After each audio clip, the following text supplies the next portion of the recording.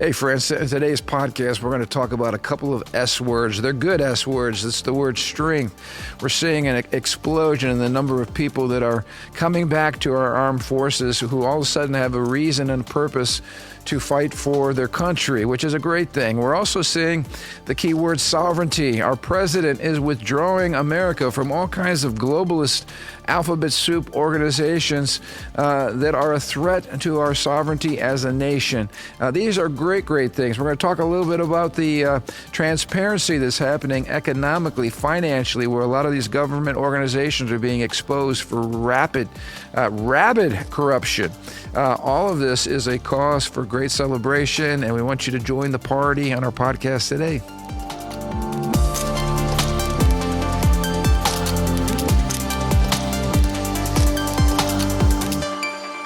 Hey, welcome to the Ron Johnson Discipleship Podcast.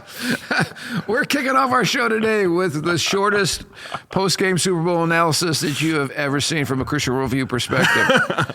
The game was terrible. Game was terrible. Everything else was also terrible. I just started cheering for the first time for the Chiefs. And they show me, that's what I get for cheering for any team. You should have called me. And Were you cheering for the Eagles? I was cheering for the Eagles. I'm tired, although I love a lot of Kansas City's culture as a team. Yeah. I'm tired of when the same team wins, probably because we're from Chicago. This is just me.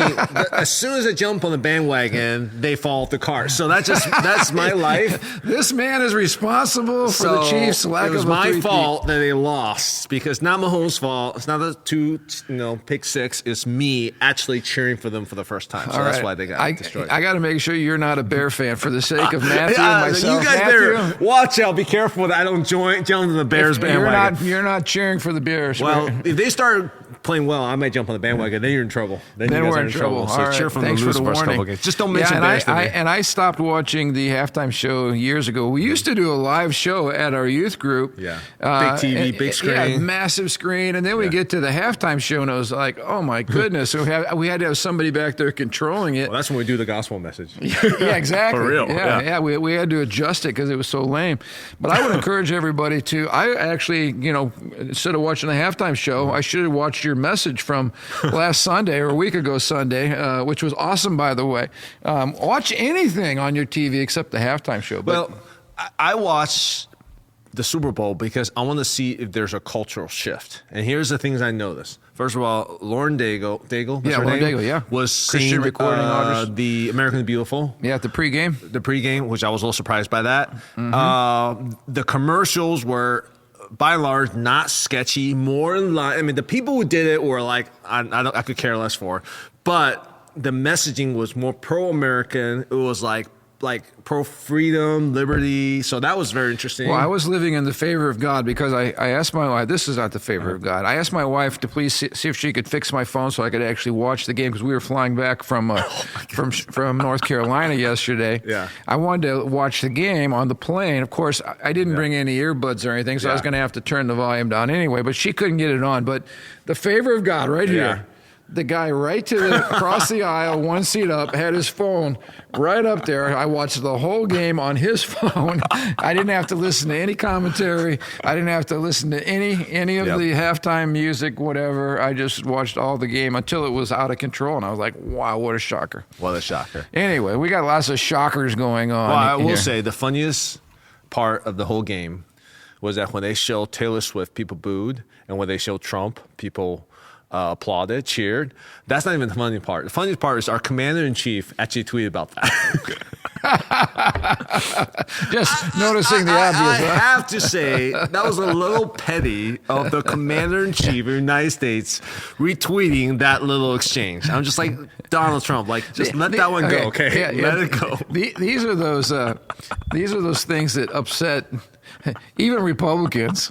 But I would say this, while I don't appreciate it, if someone should just take his phone away and someone else should do a social media. I think it's just hilarious. I mean, I'm not even upset. Just he's who he is. Yeah. That's something I would not have done. I would have just hey, you know what? I'm the president. I'm the most powerful person in the world. I'm going to let that go. But but to your point. Yeah. That says something when a stadium full of people in New Orleans cheers for a president. But that's happened at stadiums all across America. And I think, again, what we're seeing right now, which should be a cause of rejoicing for anybody that loves this nation, is this whole collusion between big business, between the weaponization of our government, between the Democratic Party, between the national news media, this U.S. aid becoming a slush fund, basically taking our taxpayer dollars under the guise of helping these poor people all across the world, and realizing that most of it's not going to help poor people. It's going to push a very perverted and wicked agenda. This should, number one, make a lot of people mad, and number two, be a cause of rejoicing in that it's finally being exposed. And I know we were talking about that collusion, but I want you to weigh in on that as well. Yeah, I was saying, Elon Musk put out a tweet I thought was very interesting. If anyone has seen the movie Truman Show, and someone was saying, basically showing the last 5 minutes of that movie in which basically Truman, for those who haven't seen it, found out that he was part of a simulated reality. Everything's fake. Yeah. And the person basically said, we're living in that right now. What we found out is in the 2024 election cycle, the whole year of it, it wasn't Trump versus Harris.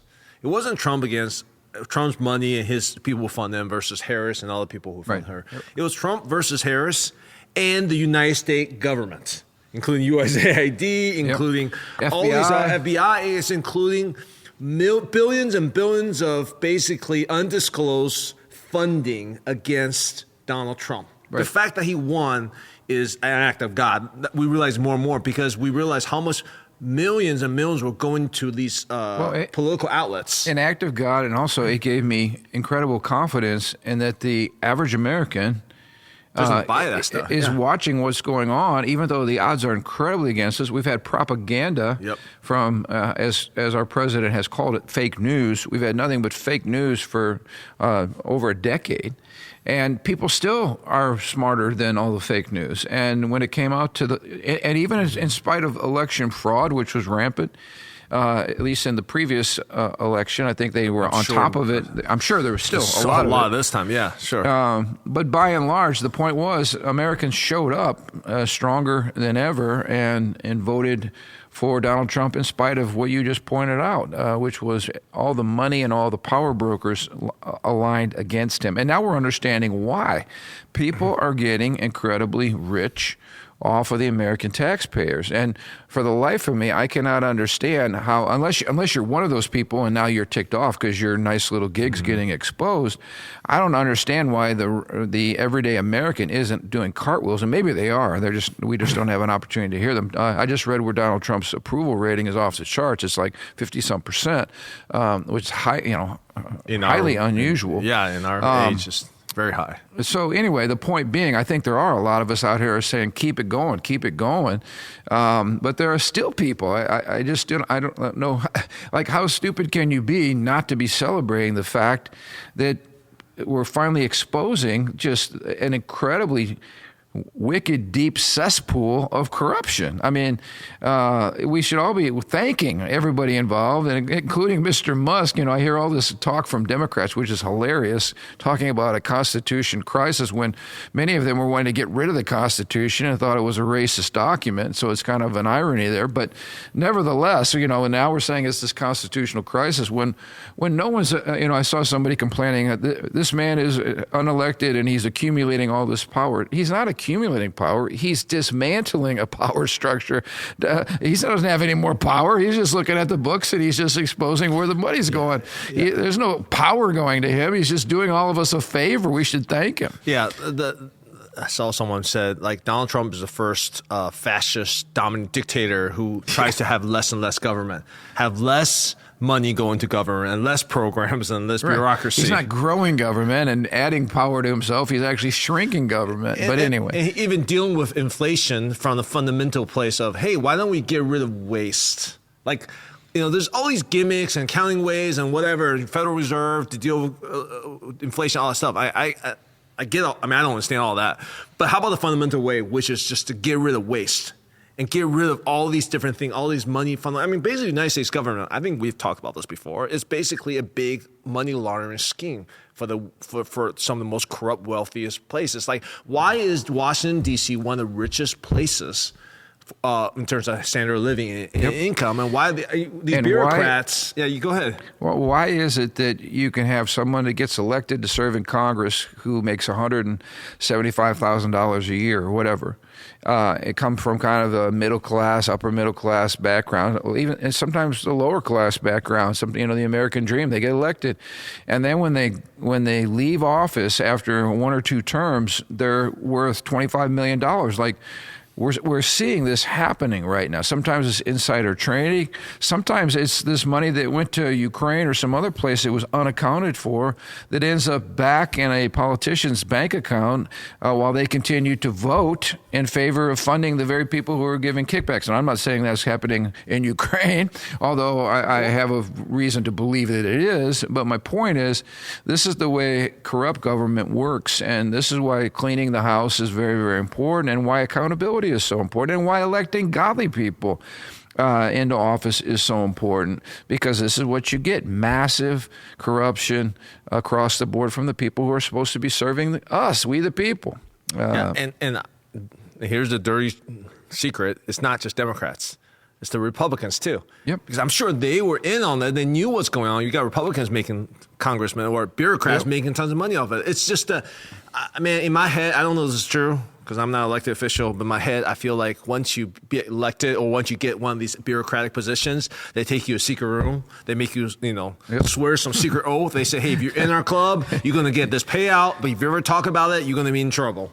Yeah. And that's been happening for decades. Here's the point. Yeah. Like this liberal judge that basically said that, the Treasury Department or whatever wasn't able to go examine, top secret records or whatever.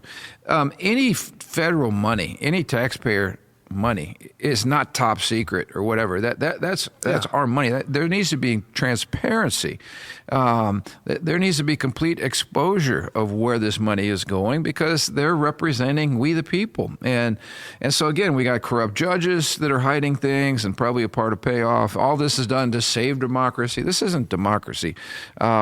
This is a mess. This is a royal mess. And we're talking about billions and billions of unaccounted dollars in the Pentagon and in other places. Yes. So I hope that they're just getting started.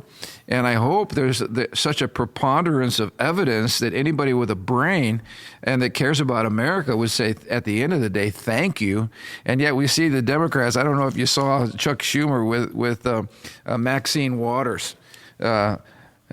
Standing out, leading a cheer. We will win. Yeah. We will win. It's like, you will win what? You guys are the most corrupt, confused bunch of people in America, and no one is following you. They're trying to incite some type of a mass movement, and we will win. The election's over. We already won. The election is over. And this type of stuff is just not helpful. And again, the ones screaming the loudest are the ones who should be investigated first. I think it will show a lot. On a more positive note, there's 2 words that come to my mind for this podcast today. Number one is strength. And I want to highlight that America was at a really, really dangerous place as it related to our armed services. We had the lowest enlistment number all the way back to World War II, lowest numbers since World War II, at a time when we have China more active, we have Russia more active, with the whole battle with Ukraine. We have all these conflicts all over the world.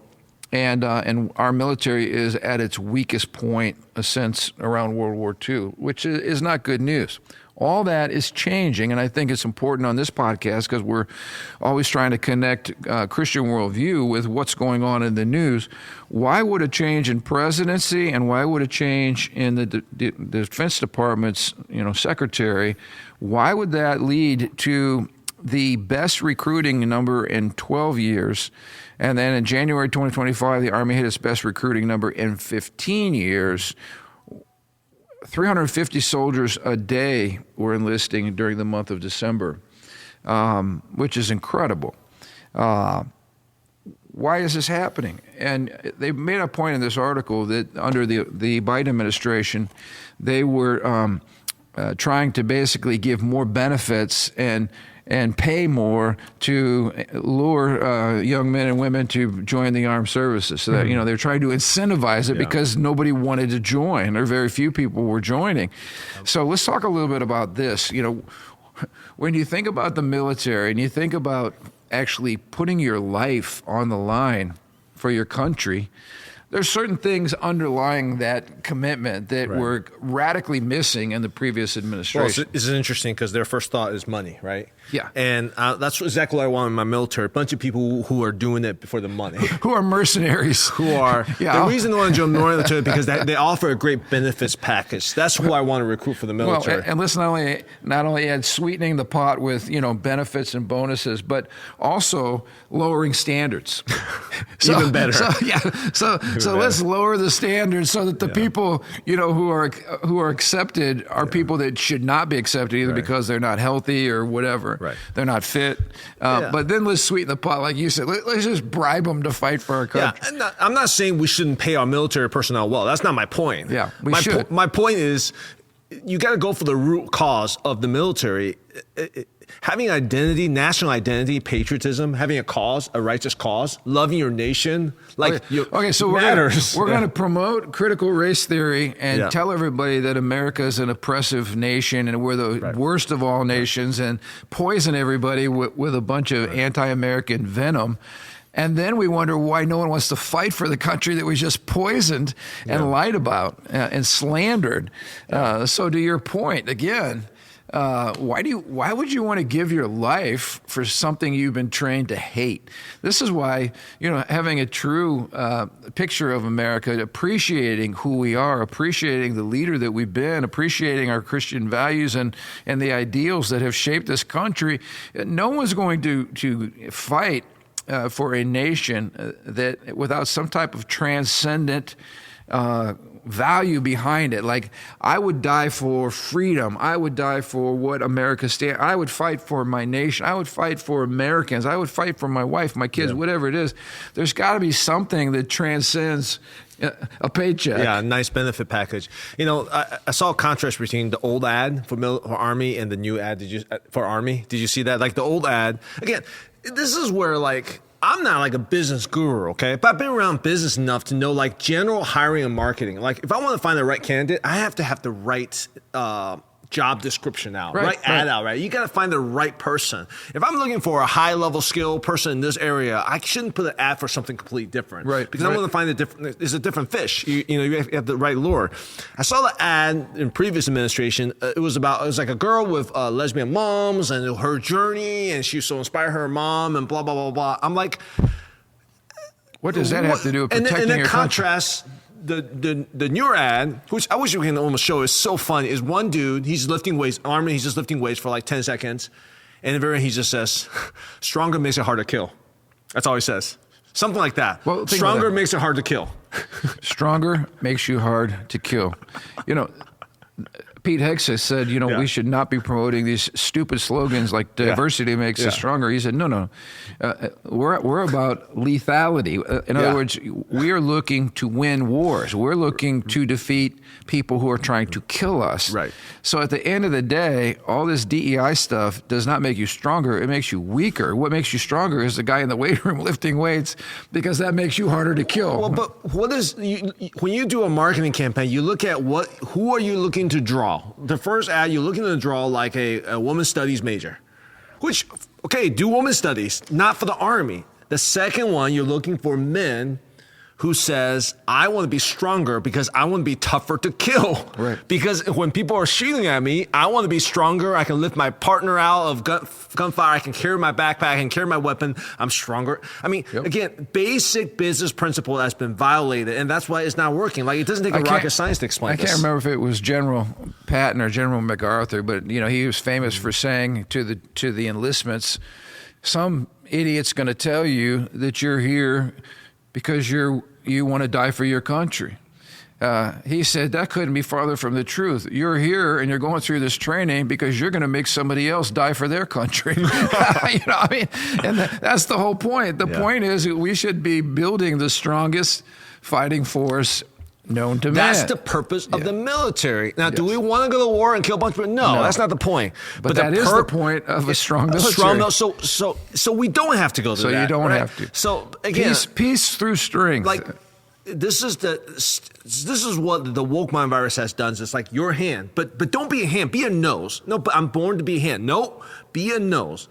Like, I don't get all this. I'm going to jump on one more bit. Come on, jump on. Of all the crazy things that the USAID funds, experiments on transgender animals and their reproduction. Now, I'm not talking about like people, like experiments on like a transgender mice or monkey or whatever it is. Like, what? You don't think your hard-earned tax dollars should be going for that? I don't think you're trying to raise 4 kids and you're upset because they're doing transgender studies on rats. If you're doing like private money on that, I would be like, why? What? Why? Explain to me. Even if it's private money, I'm not talking about a taxpayer. Like, what is this obsession that you want to spend money? And I bet no private researcher do it because it's pointless. Yeah, what's the point? It's only like this weird. Now I got to tell you, I had something funny happen this week, and I was preaching at a church in North Carolina, and the one of the parishioners' last name was Man, and he introduced me to his wife, and he said she's a man. Meaning her last name is a man. I cracked up. Like in this day and age, you gotta clarify that. Yeah, I'm like, wow, that was pretty awesome. But anyway, all right, back to your more profound point about transgender rats. I just think there's obsession with like looking at you and making you something else. Like you're in the military, but that's turning you into a really good HR department. It's like, no. You're the military. Be the military. Right. Like, you're the FBI. Be really good cops. No. We're going to turn the FBI into a spy organization that does all that. Like, can we just make the organization that's supposed to be what it is? Yeah. And this twisting thing is a clear mission. Clear mission. It's so confusing. I don't get it. So that's why I think Secretary Hegseth constantly said the goal of our military is lethality. We want to field the strongest, most powerful military in the world. Right. That's our goal. If something does not work towards that goal, like, for instance, if there's a female who's trying out for a certain male position that requires a lot of strength, just natural biological strength, then no, you're not the best person for that job. You're picking against women or whatever. That's not fair. No, our goal, our mission is to win. We're going to put the strongest, most capable person in that role. And if that's not you, then there's other roles that you could serve. Right. But the goal, the mission is very clear: win the war.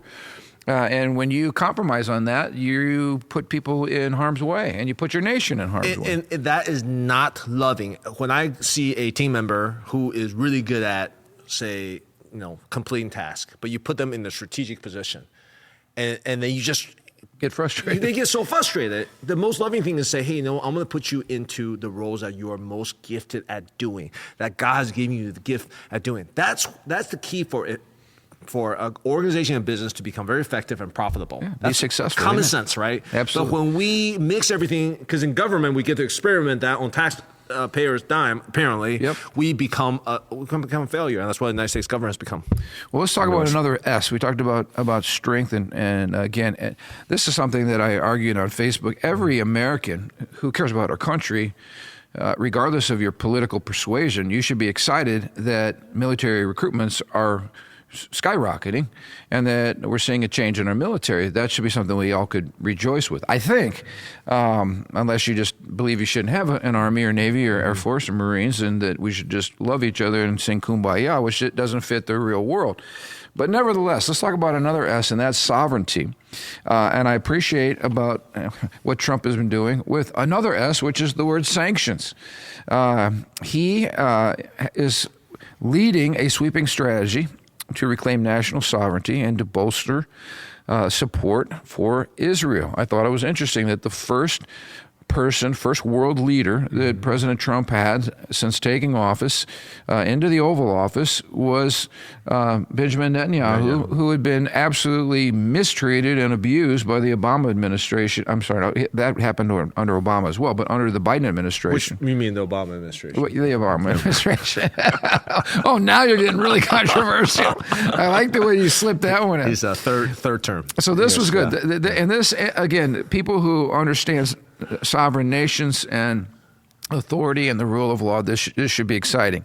Obama, I'm sorry, now you got me on Obama. Is that even controversial? I mean, do we really think Biden was in there? No. I mean, you want to call it Hillary, for the last 4 years. The Joe Biden administration. Yeah. I'm up for all those. I think all that will come out too in the wash. We're going to see it. But anyway, February 6th, President Trump signed an executive order imposing sanctions on the International Criminal Court, or ICC. The executive order imposes potential economic and visa-based consequences on the body, which Americans have long feared would charge and try U.S. soldiers under international criminal law. This executive order especially highlighted ICC's lack of jurisdiction over the United States. And it's highly criticized the ICC's decision to issue an arrest warrant. This blew my mind. An arrest warrant against Israeli officials, including President Benjamin Netanyahu, for prosecuting its war against Hamas. So this, again, international group of leftists actually issued an arrest warrant against the Prime Minister of Israel for protecting his own people from this horrific attack where people were raped, killed, murdered, taken hostage, all these tremendous war crimes committed against his people. And this organization had the audacity to issue an arrest warrant on somebody who is a true friend of the United States of America, or at least has always been, right? Mm-hmm. And so President Trump said, enough of this BS. We're going to pull out from the organization. We're not going to honor your authority because you have no authority over the United States or over United States soldiers. Imagine a soldier putting himself or herself in harm's way, only to have some ICC court suggest that they conducted themselves in an inappropriate way, and now we're going to try you under this international court's jurisdiction and completely bypass the sovereignty of this person and their protections under the United States government, which is something no president should ever sign on to. Bill Clinton was actually the one who signed us onto this, but it was never approved by Congress. And so all of that was pulled. In addition, I love this, we have withdrawn from the World Health Organization. We have withdrawn from the United Nations Human Rights Council, which is, again, a leftist Israeli-hating organization. We got out of the climate change-focused Paris Accords, which would bankrupt us for absolutely nothing as it relates to actually doing anything for the environment. And the United Nations Relief and Works Agency, which we have just seen, took all kinds of aid money and actually used it to support Hamas against Israel and worked against U.S.-Israeli purposes. So President Trump's saying enough is enough is enough, and he's getting out of all these globalist organizations and returning the power again back to the United States. It says here, Americans have long feared the globalist criminal body would assert sovereignty over U.S. soldiers and try them under international law without the constitutional protections and legal presuppositions afforded to Americans as their birthright. And this is Congressman Mike Lee from Utah. He said, simply sovereignty matters. And I would say a big amen. We should not be entangling ourselves in treaties, international treaties, that remove power from America to protect Americans. So on strength, we're seeing our military recouping at a time when it really needs to, and quickly. And we're seeing enthusiasm and patriotism, and then we're also seeing some of these ridiculous globalistic treaties being thrown in the garbage dump. Yeah, and I was talking to Pastor Aaron yesterday. I think one of the most confusing part from a globalistic perspective is interests. There's no, like UN. Whose interest is the UN behind? Exactly.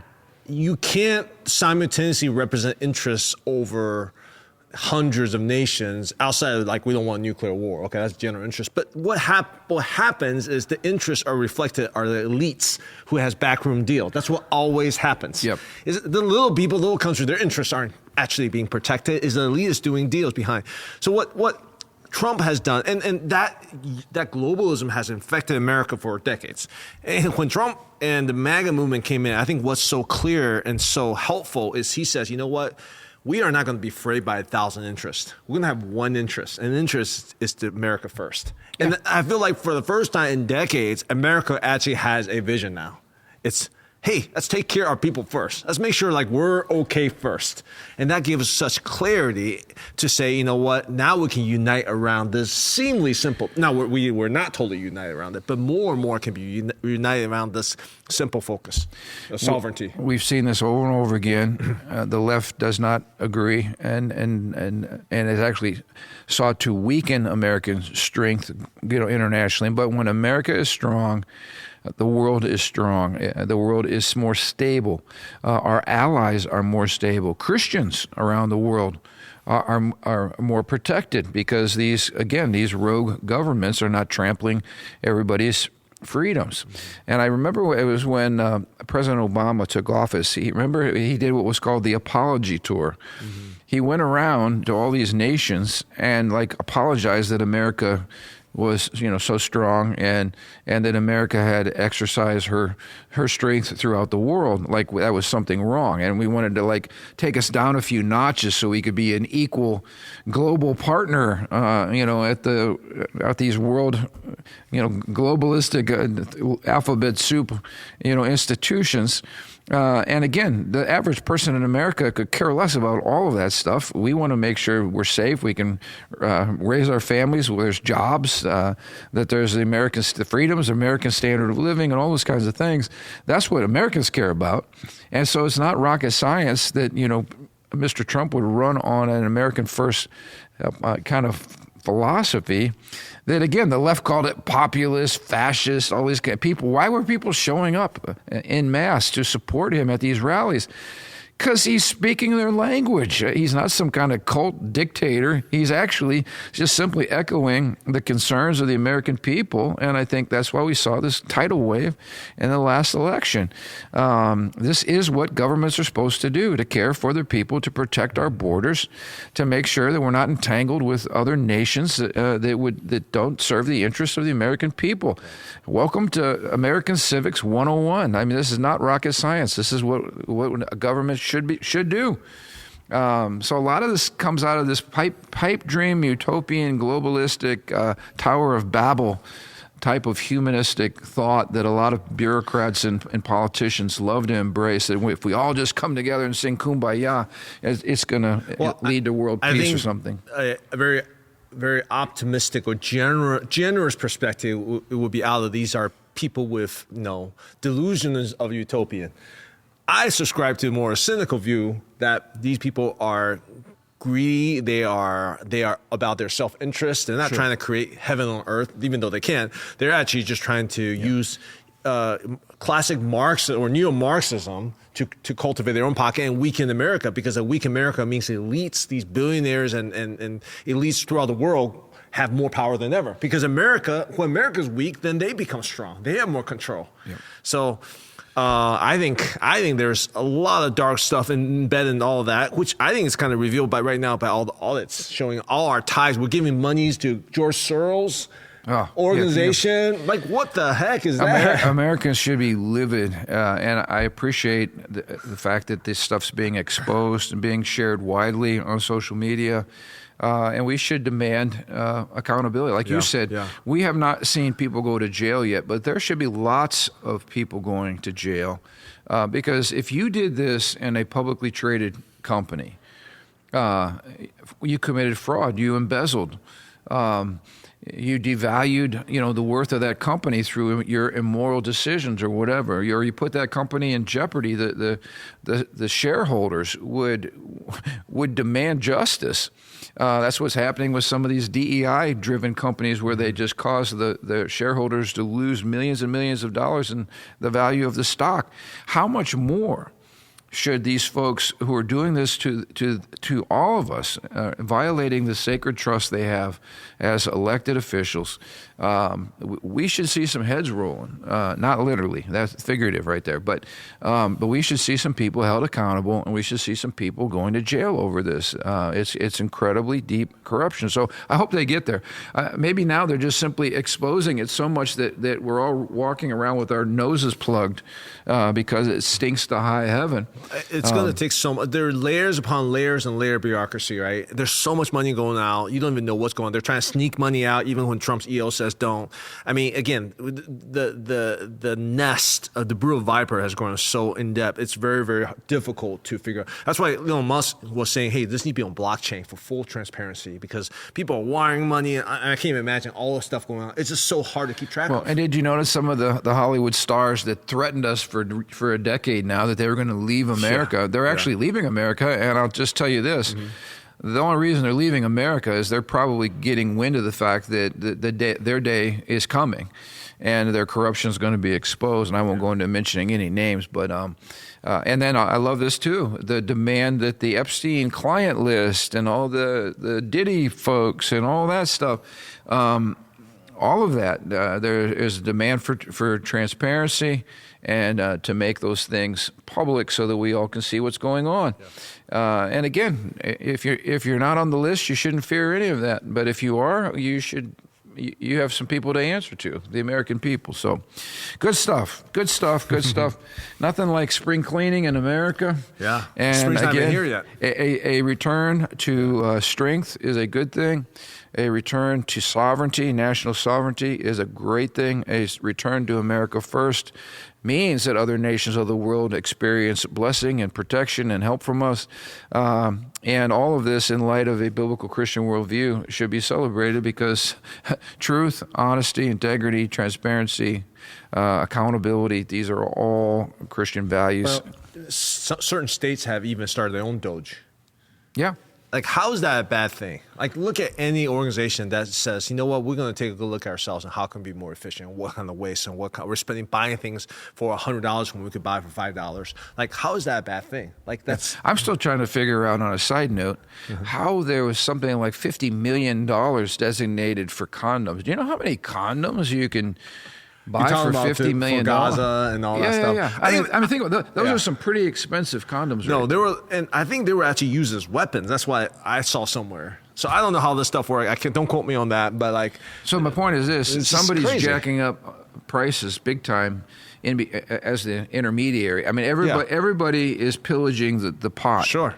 And that's what happens when you wants a piece of it. When you want government to do what we should be doing in our local communities through private citizens and so forth. Also very interesting, because the people who aren't complaining are the people who are actually don't have their hands in the pot, and the people who are complaining are institutionally invested. That's their livelihood. So if we see any of you gathered around with certain politicians chanting, "We will win, we will win," you are what the communists called a useful idiot. All right, you need to stop it. Right away, you need to stop it, or else maybe we are going to find out something about you as well. So, anyway, praise the Lord. Things are changing. We'll look forward to seeing you guys next Thursday.